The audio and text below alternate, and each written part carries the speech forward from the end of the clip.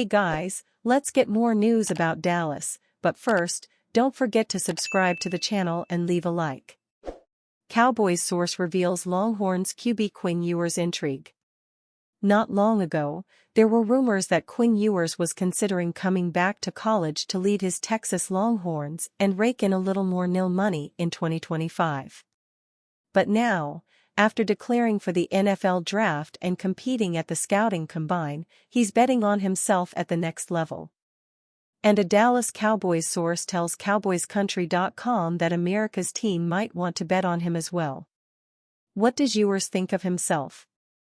I think I'm the best, in the class, and the most ready for the NFL because of what I've been through, Ewers said recently.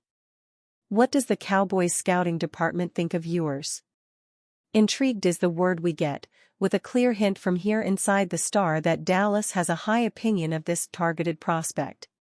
Is Ewers above big names like Miami's Cam Ward and Colorado's Shedeur Sanders, who are both projected as top 10 picks in this year's NFL draft?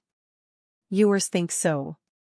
I think I'm the most ready for the situations that occur in the NFL, injuries, playing through injuries, having a big name behind you, continuing to play through that amount of pressure, continuing to be confident after being benched, he said. It's hard to do. He does have a point there.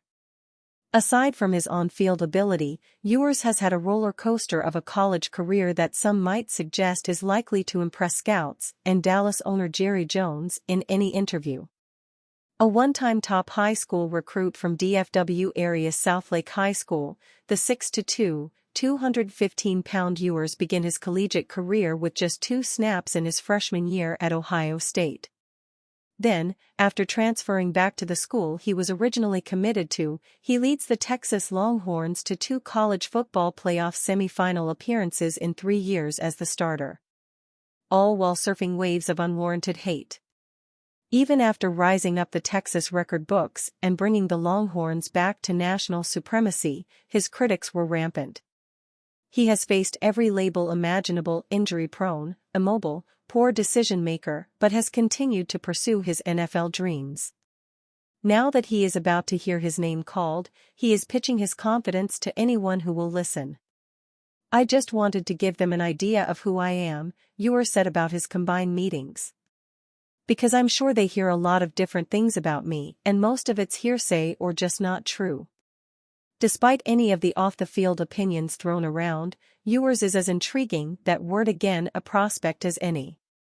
He displays NFL-ready arm talent and a solid resume of high-level experience. Not to mention, he played through injury most of last season for Longhorns. He threw for 3,472 yards and 31 touchdowns for Texas in 2024 and finished his career third in career passing yards among a crop of legendary Longhorn quarterbacks. Another Frisco connection? The San Antonio-born Ewers is working with former Dallas Cowboys head coach Mike McCarthy, as Big Mike is lending a hand to help Ewers as he prepares for this NFL draft. DeMarcus Lawrence's journey with the Cowboys and why he should be remembered as one of the greats. The Dallas Cowboys have moved on from DeMarcus Lawrence as the veteran pass rusher signed a 3-year deal with the Seattle Seahawks. The departure came with a little drama as Lawrence made some parting remarks about the Cowboys organization and their inability to win a Super Bowl.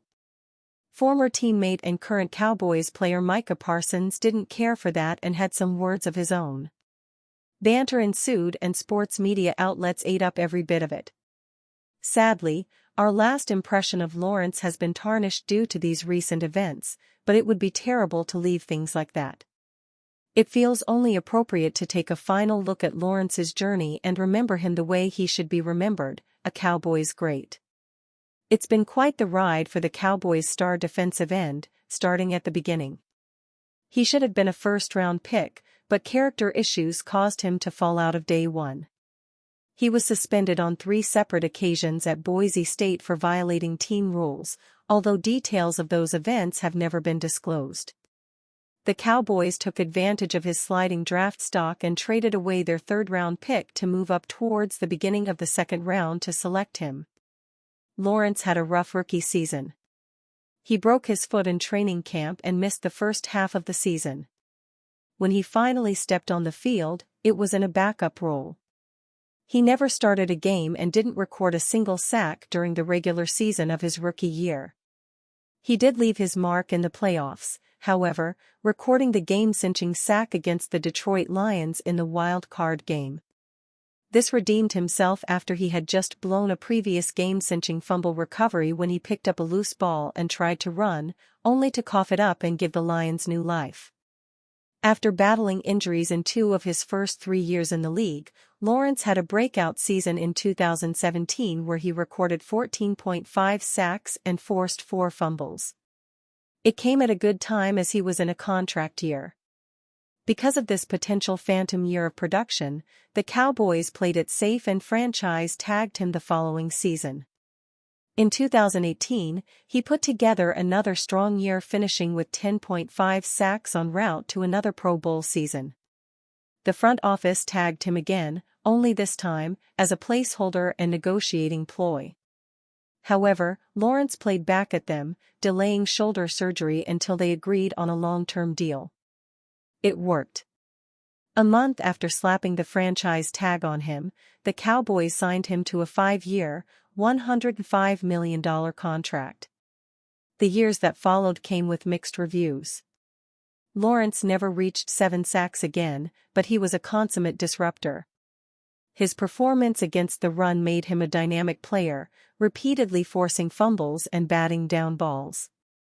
Starting with his playoff strip his rookie year, Lawrence never went a season without forcing a fumble.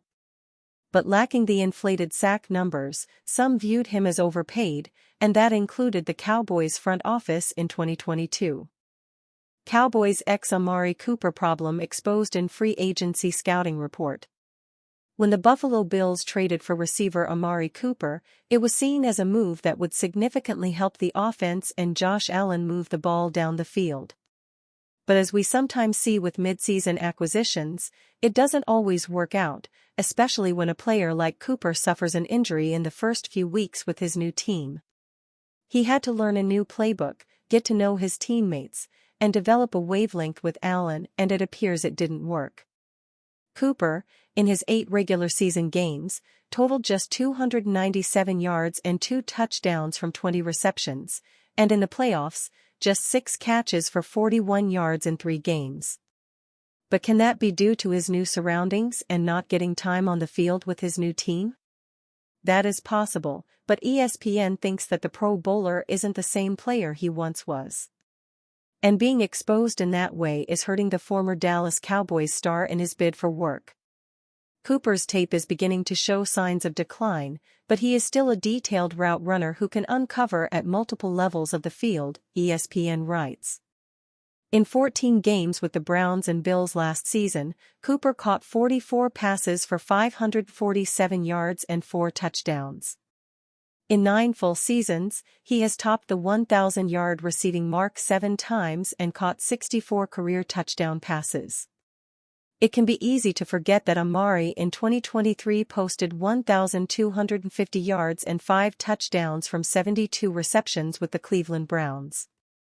So the talent is still there. And that goes for the positive things in Dallas before the Cowboys trade dumped him to Cleveland, even though there is a Cowboys Nation movement to try to bring him back to Dallas. But last season wasn't Amari's best output, for whatever reason, and we have mentioned the possible factors. And you, fan? What do you think about Amari Cooper's situation? Write to us in the comments.